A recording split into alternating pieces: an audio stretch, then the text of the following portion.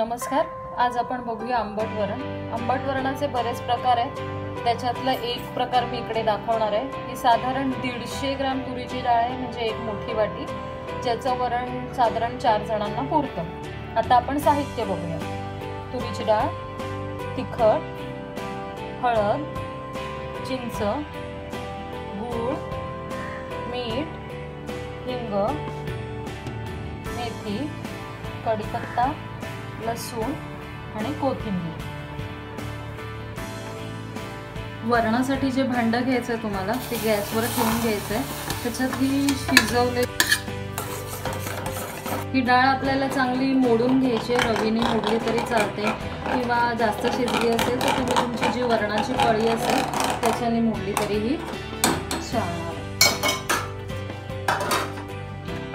या वरणात आता आपण घालणार आहोत हळद,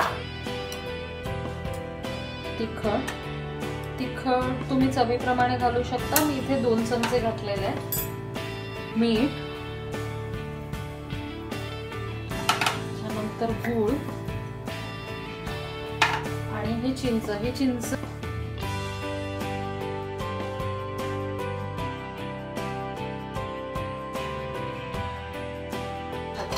याच्यामध्ये चिंचे आणि गुळाचं जे प्रमाण आहे तेच परफेक्ट जमलं पाहिजे.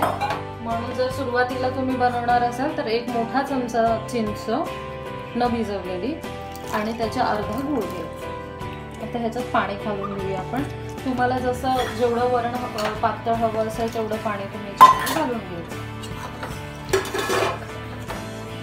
वरणाला चांगली उकळ आलेली आहे आता. त्याच्यामध्ये ना आपण हा कढीपत्ता घालून घेऊया आणि कोथिंबीर जी घालायची ती घालून घेऊया. हे असं उकळतं जे वरण आहे ना ते साधारण 2-3 मिनिट उकळत ठेवायचं आहे. छान उकळ काढायची आहे एकदम छान. आणि ते उकळल्यानंतर आपण त्याला वरून फोडणी घालणार. तर हे उकळत आहे, 2 मिनिटं याला उकळून देऊया.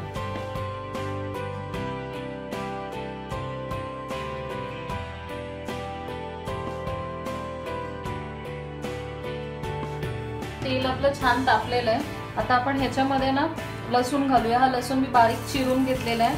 आंबट वरणाला लसूण थोडा जास्त लागतो. एक साधारण 8 ते 10 पाकळ्या मी बारीक कापून घेतलेल्या आहेत तिकडे. आता हा लसूण आपला छान लालसर झालेला आहे. या वेळेला आपल्याला याच्यामध्ये घालायचे मेथीचे दाणे. एक साधारण अर्धा टीस्पून तुम्ही मेथीचे दाणे घाला याच्यामध्ये. आणि त्याच्यानंतर मी घालणार आहे हिंग.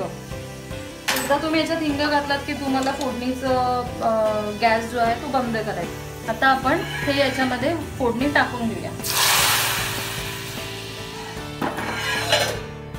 आंबट वरण, गरम गरम भात आणि पिवळी धम्मक कोबीची भाजी.